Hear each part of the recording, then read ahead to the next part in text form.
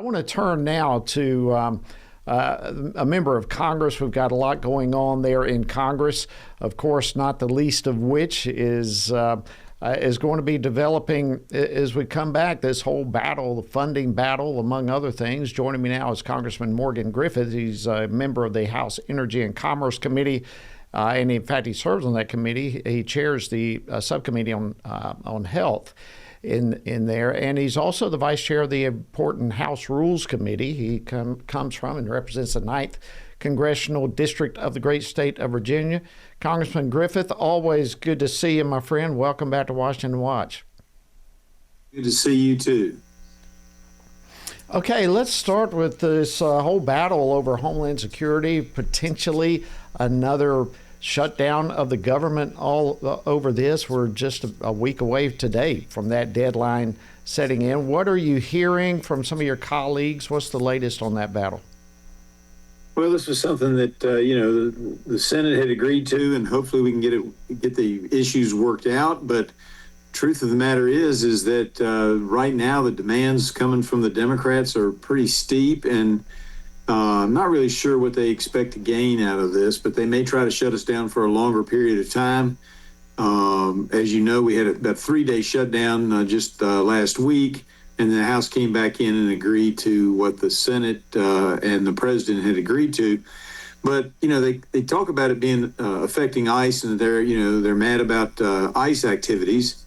And yet, while it does affect ICE some, it will have a big impact on disaster relief for FEMA, for them to be able to go in and help people out when there's a flood or a hurricane or a tornado. It also has impact on our Coast Guard. They won't get paid. The TSA representatives at the airports won't get paid. And if this thing goes on long enough, particularly TSA may just say, well, we're not going to go to work and shut our airline industries down. So, the Democrats are once again trying to play games with government funding, and it didn't work out so well for them last time. And I'm hoping that this time that we can work something out. But, God bless the president for trying to accommodate them by giving them a couple weeks to see if they could come up with something. But it just looks like their demands got even higher than what I had originally heard when they first started this arrangement.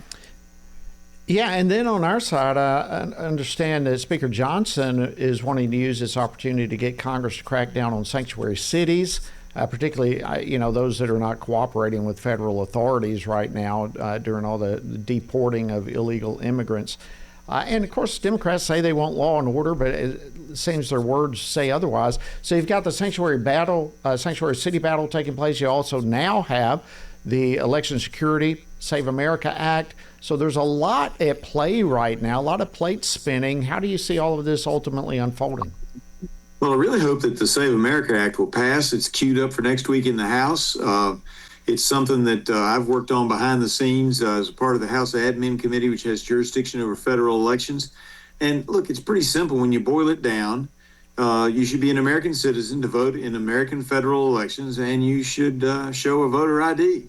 Pretty simple stuff, and the vast majority of people, including most Democrats, support having to show ID and being a U.S. citizen in order to participate in our federal elections. Yeah, and I wanted to show a quick clip from Chuck Schumer. He's calling this whole Save America Act Jim Crow 2.0. Let me show this clip and get your reaction to this. Play clip 2 for me, please. It's Jim Crow 2.0, and I called it Jim Crow 2.0, and the right wing went nuts all over the internet. That's because they know it's true.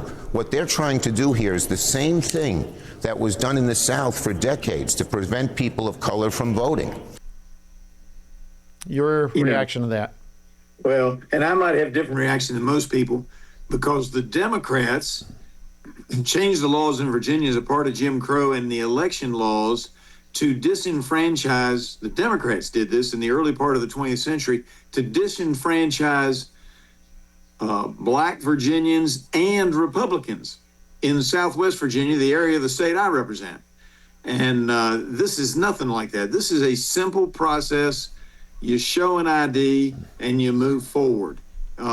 It's just not that big a deal. But for some reason, they don't want to have American citizens, U.S. citizens voting in elections. They want other people apparently to participate. They'll say they don't.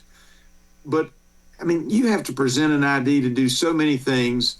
I'm too old now to be carded for any kind of alcohol purchases or anything like that. But a lot of people, are still being carded for alcohol or carded for tobacco sales, etc. But no, you can't ask somebody for an ID to show up at the polls and be able to vote. Unbelievable. And even 71% of Democrats favor this thing. So you wonder where Schumer is coming from. Thank you so much, Virginia Congressman Morgan Griffith. Always great to see you. And thank you for joining us again here on Washington Watch. Great to see you. And you'll have to come pray with us at the Freedom Caucus.